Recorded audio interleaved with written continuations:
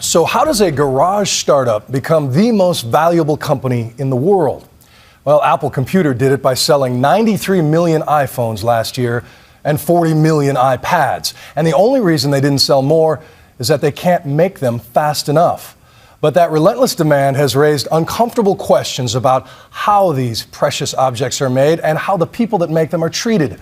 A few weeks ago, the company invited me to witness its first ever third-party audit of its biggest Chinese supplier, Foxconn.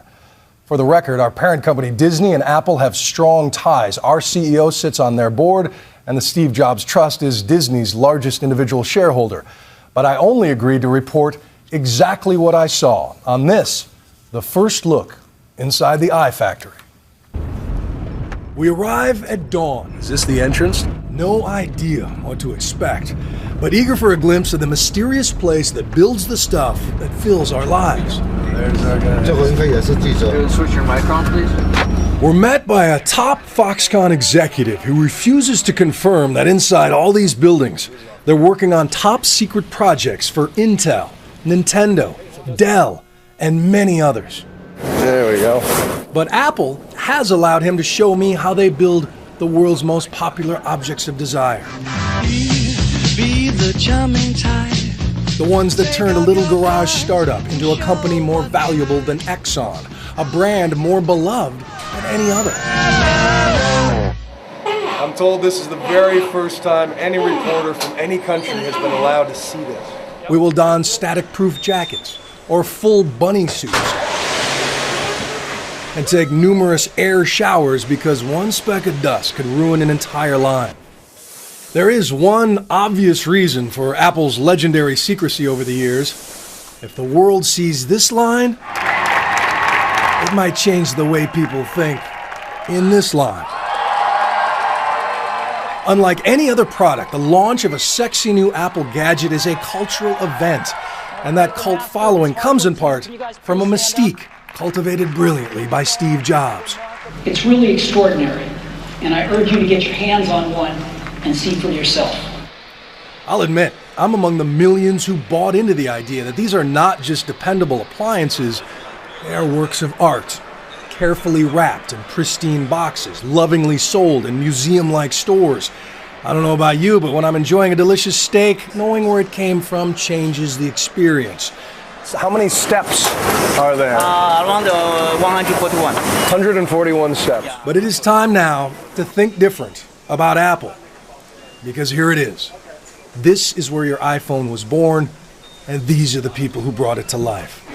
My name is Bill. Nice to meet you. I'm first struck by how young they are. Not 13 like some of the horror stories I'd heard, but 17, 18. No one looked over 30. I know many came from poor villages out in the countryside with the hope of making $2 an hour, but their haircuts prove that teen style lives everywhere.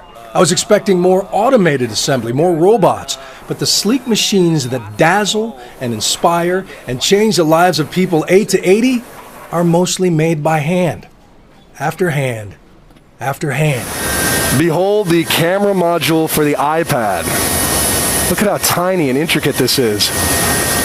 And get this, with 2 shifts, they can make 300,000 of these in a single day. It takes around 5 days and 325 sets of hands to assemble an iPad, they tell me. And they can turn a raw hunk of aluminum into a sleek design, complete with the bitten Apple logo, at the rate of 10,000 an hour. At the end of this process, I find 27-year-old Xiao Ying, who carves the aluminum burrs from 3,000 apples every shift. What are you thinking about while you're working? A lot of times I think about how tired I am, the mother of 2 tells me. I think about resting. A supervisor will give the occasional order in Mandarin, but on this line, the machines do most of the talking. While the people work in silence. And they will repeat that motion and hear that fembot voice a few thousand times more before lunch.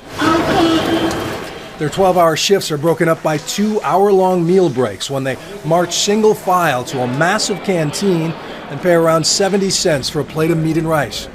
If they eat fast enough, they can catch a few winks back at their spot on the line. The Foxconn executive tells me it's not exhaustion, but a Chinese post-meal tradition. So this is home. How long have you guys worked here and lived here? After 12 hours here, many head home to a nearby dorm room they share with 7 other workers. There is an internet cafe and a soccer field.